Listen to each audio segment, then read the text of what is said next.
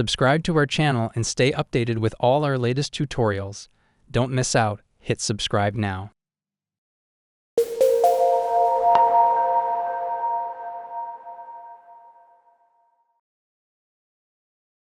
In the last video, we introduced a drop-down feature in our grid table that allowed us to switch between different years dynamically. In this video, we'll take it a step further by creating a segmented control widget. This segmented control will enable us to toggle between base and delta values in our grid table. Let's get started. First, we need to create a new grid cell widget. We'll name it Grid Row 2 Cell 2.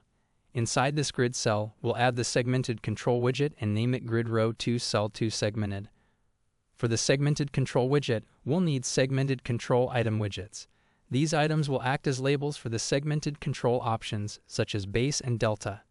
Let's create the first item and name it Grid Row 2 Cell 2 Segmented Item 1. We'll then duplicate this widget to create a second item and name it Item 2. To style our segmented control, we'll use a predefined skin available on GitHub. This skin has two key parts, segmented left and segmented right, which we'll assign to the first and second items respectively. Now let's move on to the JavaScript part of the segmented control. We'll start by writing the initialization logic. First, we define a system value called selectedValue that will store the current selection. Next, we define the items within the segmented control. For each item, we'll create a label and set its selected property.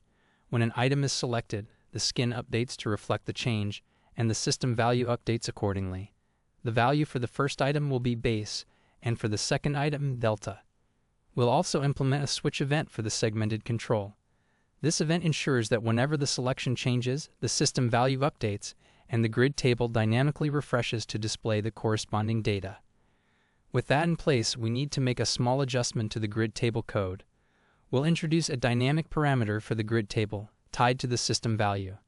In the .yaml file, we'll map this parameter using the $value placeholder. On the main page, when we enter the headcount page, we'll set the segmented control's default value to base. This ensures that the grid table initializes with the correct data. Finally, let's tweak the appearance of the segmented control. We'll set its width to 300 pixels and apply a 5% left margin for proper alignment. After saving our changes, we deploy the code and clear the cache to ensure the updates take effect. Once we navigate to the headcount page, we'll see our new segmented control in action. Switching between base and delta updates the grid table instantly, reflecting the selected data dynamically. In this video, we learned how to create a segmented control widget that dynamically updates a grid table by saving the selection to a system value. This approach allows us to build more interactive and flexible applications. In the next video, we'll explore how to write data directly into the grid table. Stay tuned for more tips and tricks to enhance your application development process. Thank you for watching. In this video, we learned how to create a segmented control widget that dynamically updates a grid table by saving the selection to a system value. This approach allows us to build more interactive and flexible applications. In the next video, we'll explore how to write data directly into the grid table. Stay tuned for more tips and tricks to enhance your application development process.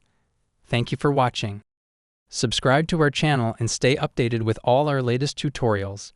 Don't miss out, hit subscribe now.